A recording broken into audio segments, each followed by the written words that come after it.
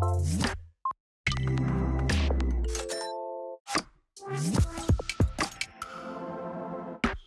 everybody, welcome to another episode of The Script Department. Today we are grabbing Stormbreaker, we are grabbing various hammers, we are summoning the Asgardian Rainbow Bridge, and we are checking out Thor, Love and Thunder. But before we get going, don't forget to like, share, and subscribe if you like what you see here. We've got a load of other MCU stuff knocking around, and some other new release reviews that are popping up and down. We try and cover as much as we can when they come up. So go check them out on Spotify or Apple Podcasts or whatever you like. But more importantly, Caleb, do you like a coffee? I do like a coffee. I'm drinking coffee right now, actually. I drink too much coffee. Oh my God, that's so exciting. Because did you know that now people can buy us a coffee if they'd like to? Really? They can buy us a coffee. So I like coffee, you like coffee. So if you guys wanted to buy us a coffee, then you can check out the description below and it will tell you how to buy us a coffee. So thanks in advance for all the coffee we're going to drink. And we're going to be so I can have more coffee. Yeah, exactly. Coffee. So Caleb, how are you doing, man? It's nice to see you again. Been a little while since we did one of these. Thor, Love and Thunder. How do we feel about Thor, Love and Thunder in a general term? It was fine. It was good. It was entertaining. I think if anything, it just kind of exists, and I can go back and revisit it as much as I want if I want to. I think this is a movie I could throw on in the background and easily enjoy it. But it doesn't need my attention if it is on, like some movies would. Because I have a problem where there's movies that I want to watch, but I'm like, oh, I can't devote the time to it right now to like sit and experience it. And so then I end up like waiting a long time to watch it. Whereas like I could turn this movie on and not worry about that. Yeah, for sure. I totally get that. I had a decidedly less I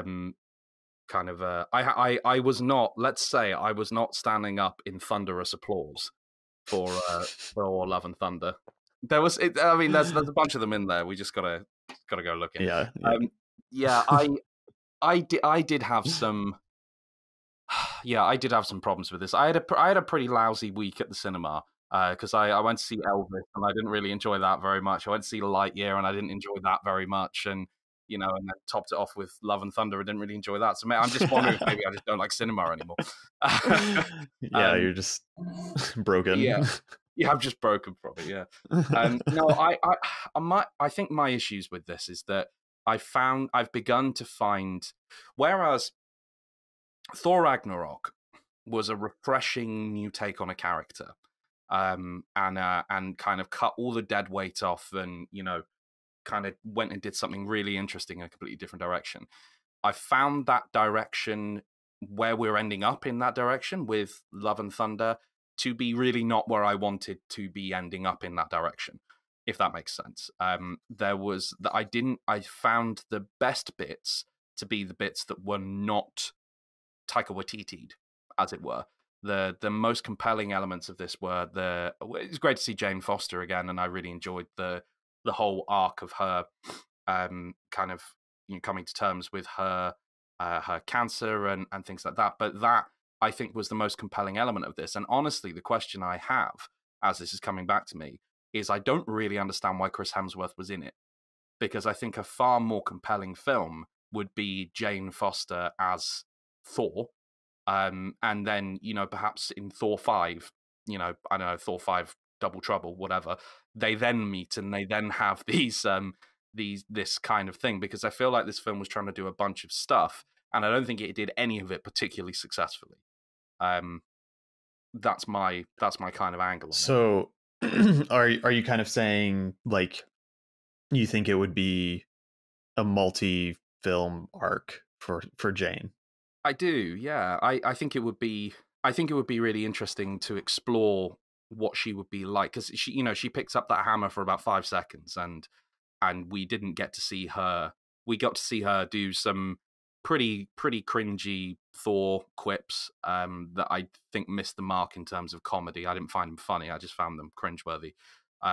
We got to see her kind of we got to see her do some cool stuff. She was great in the action moments. She was great in the dramatic beats, like all of those things. And I think what I wanted was potentially a mighty Thor origin movie in connection with Asgard on Earth, while Thor is able to run around with the Guardians of the Galaxy, who were criminally wasted.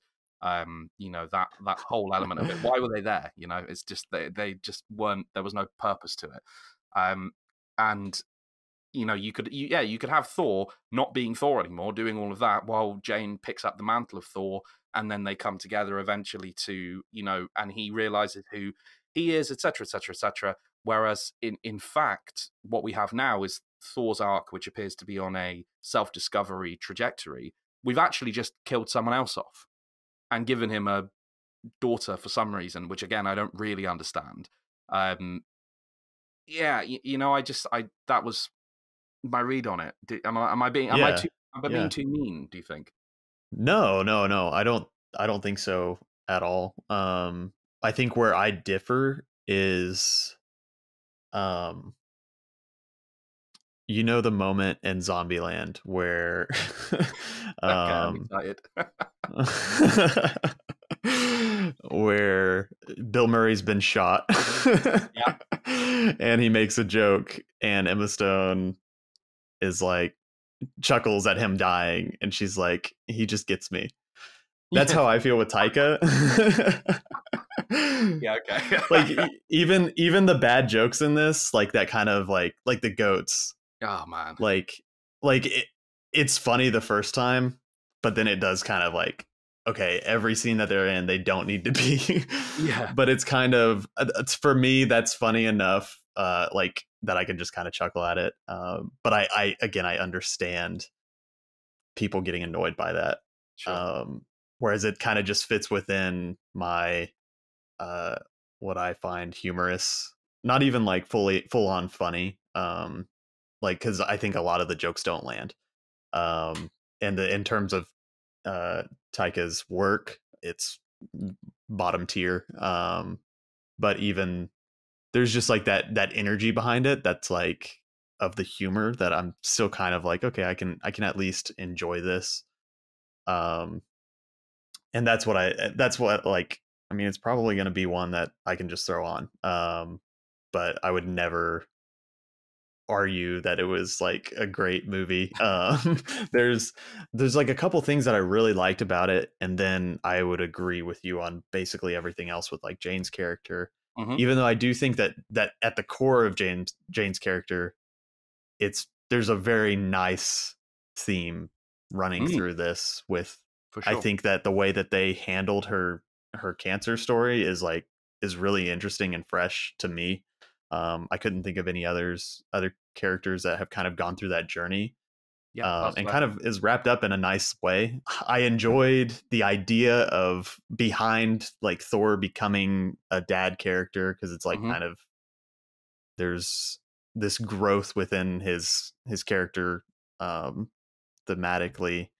Sure, Much of what I'm going through now Yeah, as I grow closer and closer to becoming a dad. Yeah. And maybe relate to Thor.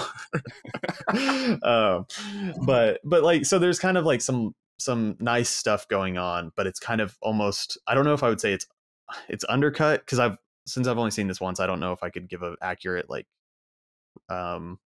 breakdown of like the comedy to what they're trying to do dramatically. Yeah, sure. I get that. But it in first viewing, it definitely did feel undercut in a way. I really enjoyed, the main thing that I enjoyed was Gore's setup at the beginning. Yeah, love execution that. wise, it had problems, but I really like thematically setting up the movie that we get by having that opening scene was awesome. Like, it immediately sets up the bad guy, and like we understand his story of like his tragic story of being a god worshiper who then is just like laughed at and kills the god.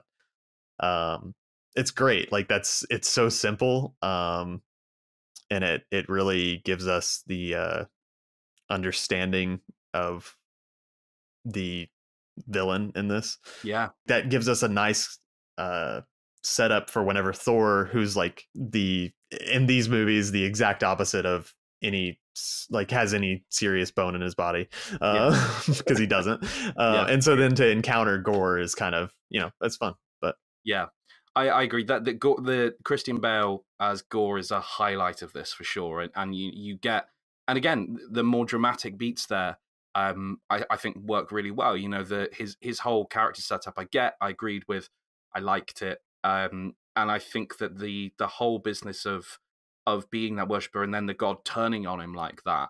I feel like there's quite a bit of depth to that. There's a lot going on in terms of the writing and in terms of the characterization.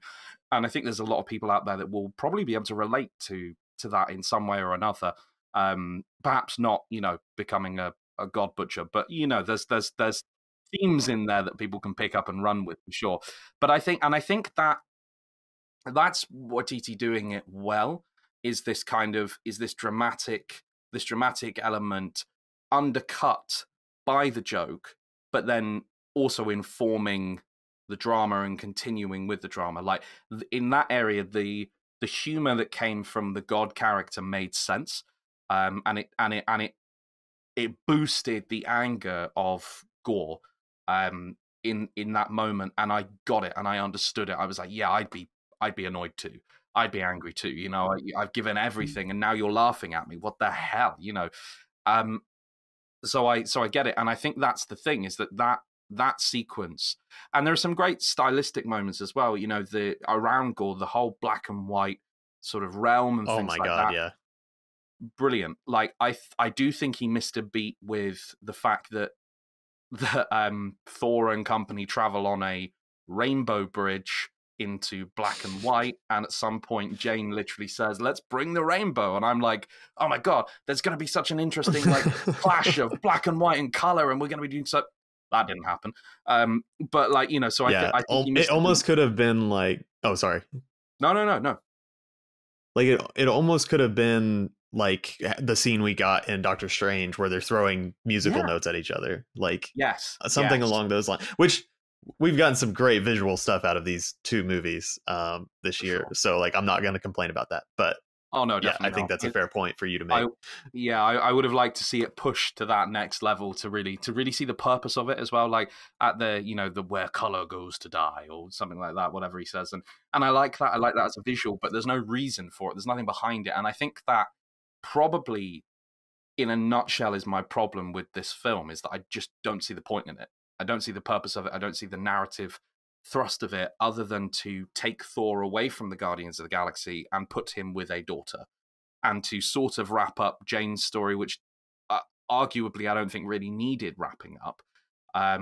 If we're taking this for what it actually is in line of the thing, I don't know. Anyway, sorry, I'm ranting again. There were other stuff you enjoyed on this one. Like, I think that some of that, of what you were just saying about Jane's character not needing to wrap up, I feel whenever I watch Marvel movies, I feel like I'm always aware of, okay, how is this fitting into the broader MCU, but also in terms of production and real world like circumstances, what are they choosing, like what story beats are they choosing to tell, and how does that inform how they write these stories? Because like, I always kind of feel like I can't fully separate myself, knowing Natalie Portman is, I believe, an Oscar-winning actor that is in Thor: Love and Thunder. Yeah, sure. She hasn't been back from so this is like her big comeback to the MCU, and I'm like, okay, I think they want to wrap it up.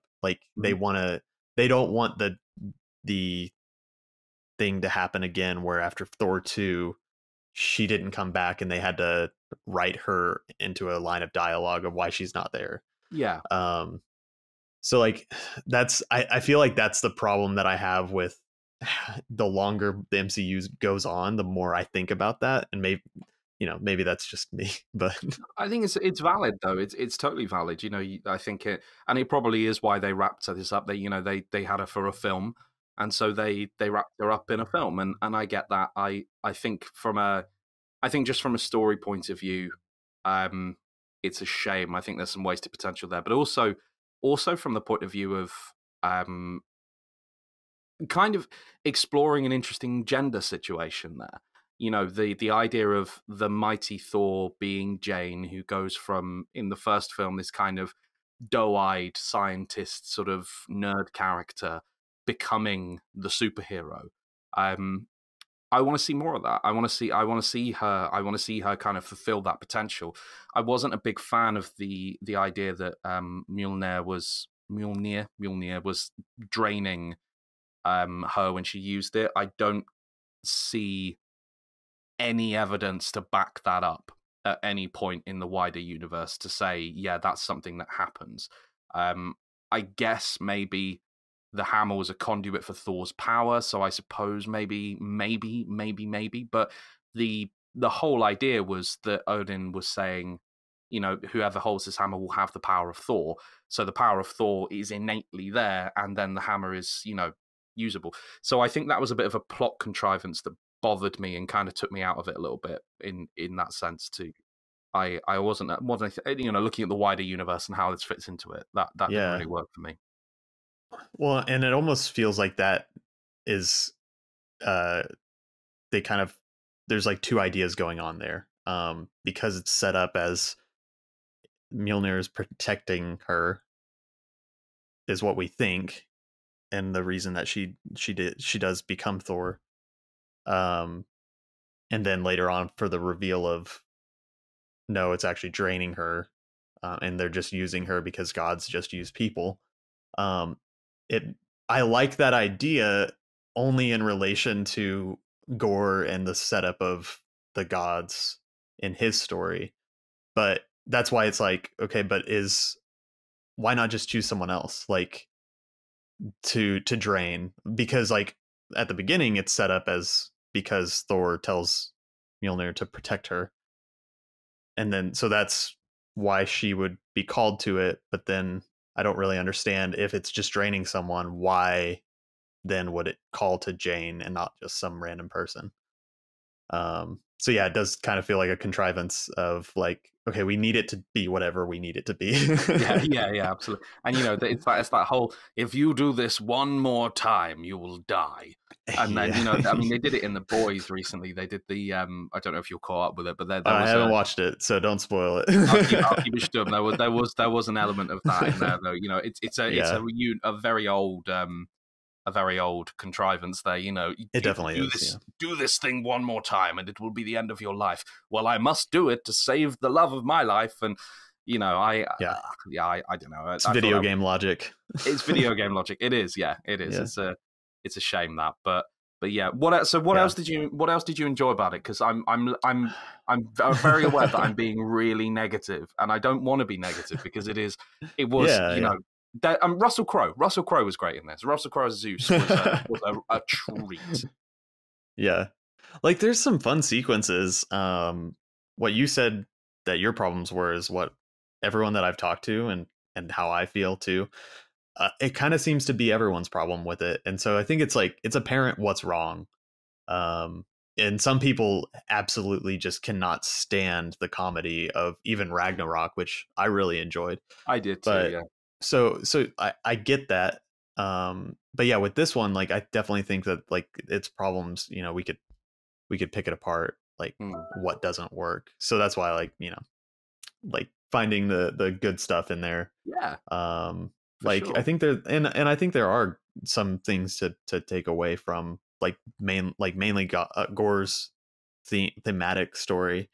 And there's a nice, Marvel has done this now twice for sure that I can think of, is the villain makes sense enough for even us to be like, yeah, he's kind of right. Like he kind of like, I get, like I almost want him to win. And what I really enjoyed about this one is that he does win in a very like turnabout way, like at the end where his daughter comes back, he gets his wish, and like and he ends up dying, but like there's, you know, Thanos is the other one that wins, but it's not as like nice of an ending. Whereas like this has that kind of love theme that Taika wants to bring to movies, which is fun. Like I think that no one else is really doing it on the level that he's doing it. And so like even like Jojo Rabbit is this surrounded by such like a horrible historical event, um and he's able to bring just like love and a very heartwarming story out of it. And so like this is the Flash Gordon of the Marvel universe, like that what he's been doing. And so like for him to spin a positive tale out of that, and that's why I think I liked the ending, is like on paper, if you were to write it down, Gore wins and Thor becomes his daughter's dad. Yeah, yeah, yeah, And yeah. that's like there's kind of a funny like he's having to grow as a character to be the dad to this guy. And Yeah. um yeah, so Yeah. so yeah, I think that that's for me what connected the most, and what I take away from his movies. So Mm. It's a really interesting point, is to look at this in the context of Waititi's wider work, because I think with a lot of directors who come to the MCU, I think they play by the MCU rules, whereas Taika Waititi has kind of done his own thing. Arguably, James Gunn did a similar thing with Guardians of the Galaxy. But you know, it's interesting to look at the wider kind of work there, and I think there is a pattern. I think you're right. I think you've identified something there. Is that Taika Waititi is able to take weird situations and extreme situations, or you know, sort of well, yeah. So take for example Jojo Rabbit, but also What We Do in the Shadows is a very I love heartwarming that movie. movie. It's so great. Yeah, It's so it's great. so And good. then the subsequent TV show that he's not directly connected with, but it's all based on that. It's all those same It's themes. fantastic too, though. It's so great. It's so great. And I think you're right. You know, you look at the Thor, Love and Thunder, Jojo Rabbit, all of and What We Do in the Shadows, and various other movies that he does have a way of taking the fantastical and making it work on a down to earth basis. And I think it's a real skill. It's a real treat that he's able to do that, because you're able to see these really fantastical scenarios play out before your eyes. You know, What We Do in the Shadows, for example, is such a genius idea. We had this concept in the UK, which was being called Being Human, which was a werewolf, a vampire, and a ghost share a flat in Bristol. And it started off as kind of a comedy drama, and then turned into something far darker and started taking itself way too seriously. Whereas, but again, this idea of sort of three mythical beings living together and cohabiting, and what would they get up to? You know, it's great. It's the possibilities are endless. Clearly, as we're now seeing from the TV series. But this is something that Taika Waititi is able to identify, and you know, he's looked at that. So vampires, very dark idea, very dark. Hitler, very dark idea. Thor, you know, space god, very kind of intense idea, and everything like that. Oh, I know. Let's make it funny, and let's find the humor in it. Let's find the humanity in it, and I will give him that. 100%. He does find the humanity in this, and like I said earlier on, the human parts of this movie, the love rather than the thunder, is the thing that works for me here. Which is, yeah, I think is the what my takeaway from this is, that I think I could have done with less thunder and more love. And which he's able to do as well. You know, you look at his stuff with Star Wars and the Mandalorian and things like that. He brings that humor, but he also brings a great deal of heart. And I think the heart outweighs the humor in that particular world in a way that it doesn't here. It feels that for me here, the humor feels forced and shoehorned, and look no further than Screaming Goats. You know, it's we're gonna do this thing and I'm gonna make it funny and you're gonna laugh because I'm Taika Waititi, rather than it being, you know, like what Ragnarok did and his other projects, where you find the humor organically and let it flow through the story. That would be my kind of takeaway, I think. Yeah. And I think like I've noticed that pattern with Ragnarok is always talked about because it it completely changed the direction. So it did it, and it did it well. Whereas like now it's done and it's done again, and it doesn't expand upon that same idea and execution enough to where people are like, it's not Ragnarok. They're not talking about it in like in relation to like as a sequel. They're not talking about it as a sequel. They're comparing it, and they're saying it's not Ragnarok, and they're not separating the two. Or they are separating the two. They're not talking about them in, sequential order. So it's kind of because Ragnarok was so good. I think that's why Do, do you it kind think of we got can received do like that? this. Yeah. Do you think we can do that with Marvel movies though? Because do you think you could take, say, Captain America 1, 2, and 3 and watch them just as a Captain America trilogy, and then take the Thor 1, 2, 3, and 4 and watch them, because there's so much else goes on. Arguably, I think you probably could take Iron Man 1, 2, and 3 and look at them in isolation, but mainly just because Iron Man 1 and 2 were basically back to back anyway. Um, do you think what do you think? Do you think that's we can look at these as series in the universe, or is it now just the monolith of this is the MCU, you have to watch them all together? Yeah, I think you can pick and choose at the beginning. Well, I don't know. Maybe they kind of have. Maybe they've come full circle to where now you can do that again. Because I think you can, like you said, with Iron Man for sure, sticks out to me. The first two Thors, you probably could, even though I don't know many people who would want to.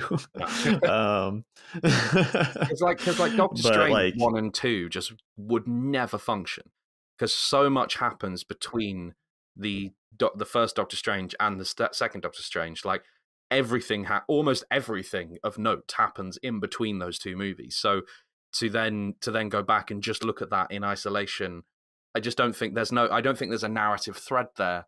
There are a narrative thread, there are themes, but I don't think you could just watch them in isolation like that.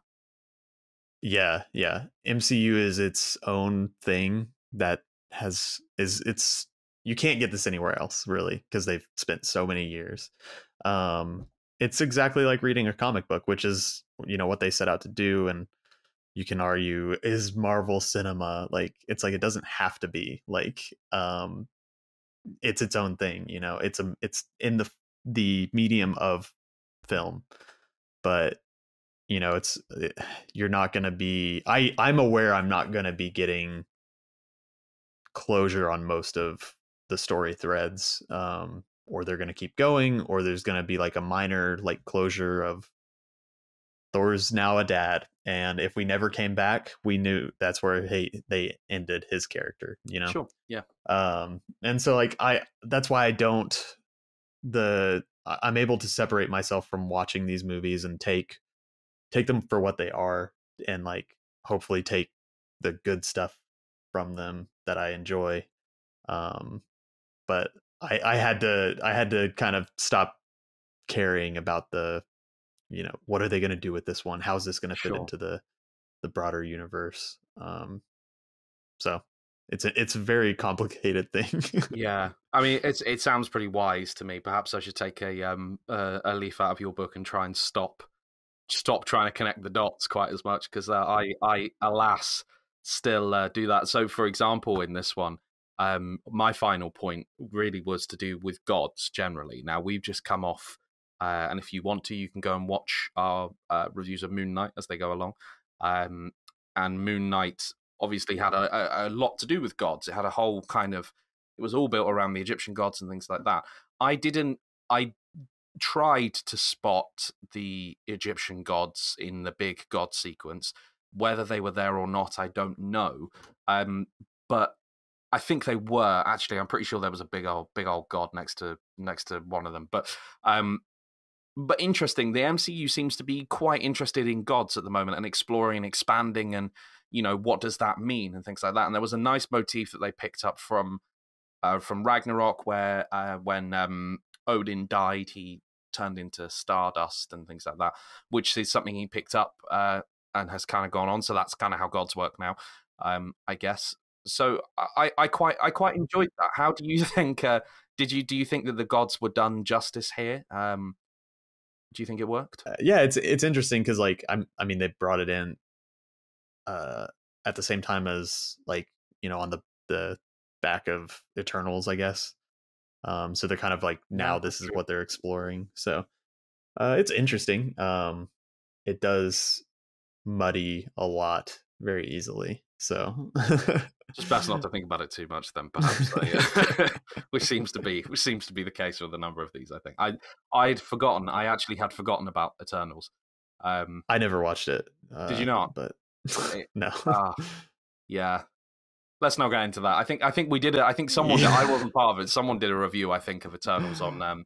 It might have been John and Brad. I think did a review of that. So if you're interested in hearing about what we thought about that, you can go check that out. But I didn't like that one either. I don't know. Maybe I don't like the MCU anymore. That's sad.